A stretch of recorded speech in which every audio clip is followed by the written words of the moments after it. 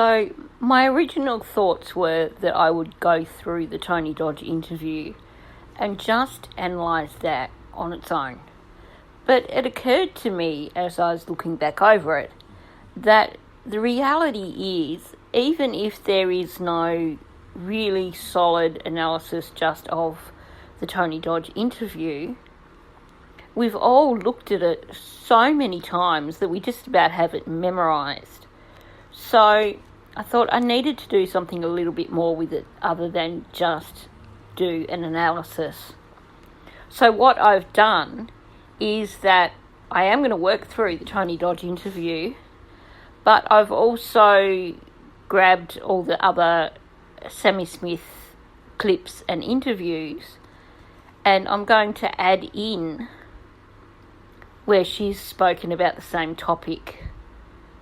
So, for example, the first question is, who is Kylie? So I have her answer for Tony Dodge, and then a few clips after that where she's talking about who is Kylie. So this may be more enlightening. I'm not sure. Let's see how we go with it. But let's jump in. Well, I'll let you take it from the top. Who's Kylie Rodney? Let's go back to the beginning, I guess, real quick. Just give us a rundown. Totally, yeah. So Kylie is one of my close friends. We met through mutual friends, and we became closer in the past year to coming months recently. And now, I generally don't rely on visual prompts such as facial expressions or body language. I'm certainly no expert, and it can be easy to misinterpret these at times. But Sami is such an open book quite often. Here, she's pausing as she says this line. She probably realised as she was saying it that it didn't sound like natural speech to say that you'd become friends with someone in the past year to coming months recently. And you can see also that she's looking up while she talks, like she's trying to find the words. And then as she gets to the end of that statement, she's frowning. She definitely appears to be making things up as she goes along. She certainly doesn't sound like someone who's talking about a close friend. As an aside, I was curious because we've all heard this comment so many times now. And I do remember the first time I heard it, my reaction was, what the heck was she saying? So I played it to my sister, who's never heard that particular conversation before. And the perplexed look on her face said it all. And she just looked at me and paused for a moment, and then she went, "What?" And I'm like, yep. So I think it was good to go right back and remember that initial reaction that we all had, and to see someone else have that same initial reaction, because it says so much. she is just a light in a lot of people's lives. She's wonderful. She's smiling all the time. She's caring. She's beautiful. She's there for anybody who has ever needed her. She's very outgoing. She's outdoorsy too. She loves the water. She loves to sing.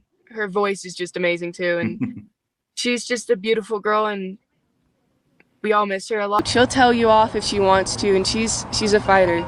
She's not one to just sit there and not say anything. My thing is, if she's as close to Kylie as she says she is, I don't know that she was. I don't know that she was. Put it out there very, very much so that they are so close and they were unacceptable. I mean, we don't believe that they were that close, because she's got plenty of pictures with everybody else, but there's none of the two of them together. In this day and age, the kids, if they are hanging out, there's going to be some evidence that they were together. Now, I know I've already discussed this in a previous video, but I'm just going to say it all again. None of the things that Sami says here have any sort of personal connection with Kylie. She's talking about Kylie's qualities, but she was asked, who is Kylie? Now, the implications of a question like that is, who is Kylie to you? If I were to ask you about someone that you had mentioned and I said, well, who's that person? Yeah, you're going to start with, well, we became friends at school. And from that, you're going to expand on that. You're going to say, we used to have lunch together at the cafeteria. Or there's going to be we comments, I comments, personal statements, not just description of who they are as a person. So she's like, what Sami says here is she's always smiling. She's wonderful, beautiful, outgoing, bold, fierce. But where are the other statements? There's never any statements that indicate any kind of connection between them. Where's the we comments, the I comments? Anyone could describe Kylie the way that Sami just did in those statements there. But there's nothing there that would indicate any kind of connection whatsoever. And to be honest, it's a bit like Sami is a bit of a chameleon.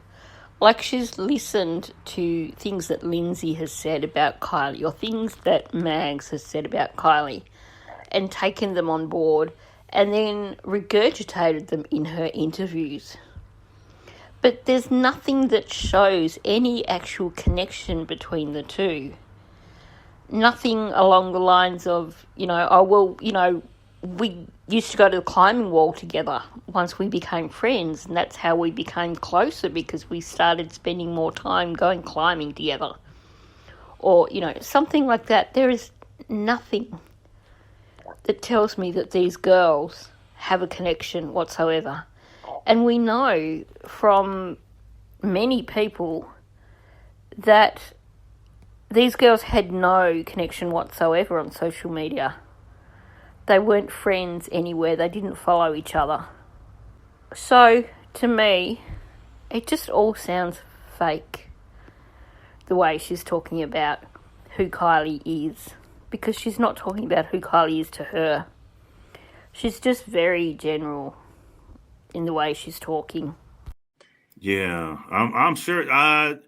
You saw her at the party, right? You were at the party with her?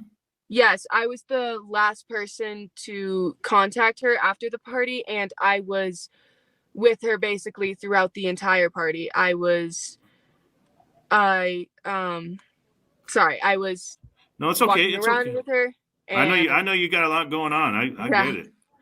I'm at the teen-to-teen meetup, so there's a lot of kids outside. I was the last person to see her and talk to her, actually. She called me at 12:36 in the morning asking if I still needed a ride home from the party. I was one of the last people with Kylie, and I am just desperate to do anything that I can to bring her home. Sami Smith says she was the last person to speak with her at the party early Saturday morning. She was having a fun time at a party, just being out. Kylie and I were meeting up right here a lot. What she and Kylie's family want to know is how no one saw her leave in her silver Honda CR-V.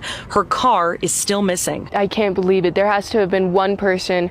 There are people sitting in cars. There are people everywhere around this place. What time did you last see her? The last time I saw Kylie was around 12:25 in the morning of the party. I was leaving and I gave her a hug, telling her I loved her and goodbye, and for her to get home safe or be safe. I went up to her and I said, hey, I got another ride home, because she was meant to be my ride home, but I knew she was too intoxicated to get me home. So I said, hey, I found another ride home. Like, I hope you stay safe. Like, I'll see you tomorrow. Like, I love you. Like, have fun and stuff. We were both at the party together. We were going around together. We were like a little pair. Everybody kind of saw us together. We would split off for moments. I have the last call to her, and I was the last person pretty much who knows what was happening. And Sam saw her when I asked Sam directly, I said, where were you when you left with the person that she left with?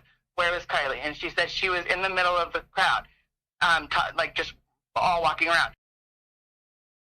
So when Kylie called, she was already in the vehicle leaving when she last spoke to Sami. No, you have it backwards. Sami left to go home, and Kylie went back into the party. So I'm not actually sure if this has helped putting these interviews together, because it just seems even more confusing. So we have Sami saying that she was the last person to contact Kylie, the last person to see her, and the last person to talk to her. Another time she said she was one of the last people with Kylie, which infers that she actually wasn't the last person to contact her or see her or talk to her. But she also says that she was the last person pretty much. Who knows what was happening?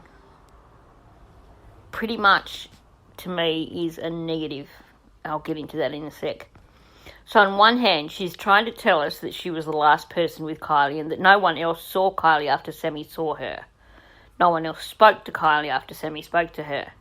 But then you get these other bits where it's like pretty much. When you say pretty much the last person, that means you probably weren't the last person. You were one of the last people. And she even says that at one point. She says one of the last people with Kylie. So she's contradicting herself.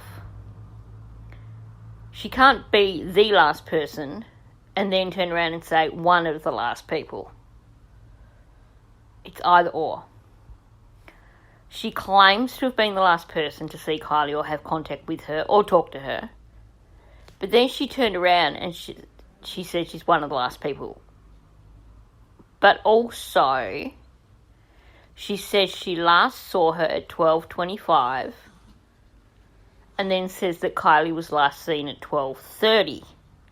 Another contradiction. And, you know, the 12:30 thing, 12:25 thing is like when she's like, oh, you know, I said bye, see you later, love you, all that. And then she claims that she had that 12:36 phone call. Everything is contradicting everything else. Now, when she talks about the 12:36 phone call, she says, I saw a call from her. And then she says, she called. And in another spot, she says, I had the last call to her. So it seems like she was really struggling to remember the correct narrative here.